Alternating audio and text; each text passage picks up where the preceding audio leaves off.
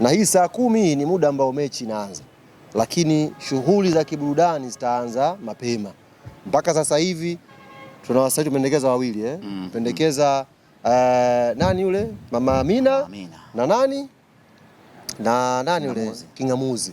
Na nimwambie Kingamuzi na Mama Amina kama wanasubiri tuwapigie simu watasubiri kwa muda mrefu sana. Hii tangazo tunalotoa hapa ndio mwaliko wenyewe. Wanatakiwa waje siku ya Jumapili Kingamuzi na yani hao ndo wasanii pekee ambao wamepitishwa.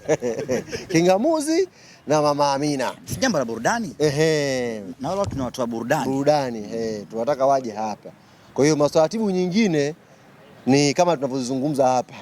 Sije ikawa sijui kuna nini huko anasubiri simu hamna. Sisi Simba na Yanga tumekualika uje utugee burudani. Kwa hiyo tutategemea Mama Amina na Kingamuzi tutakuwa nao hapa siku ya Jumapili kwa ajili ya kutugea burudani ya uhakika.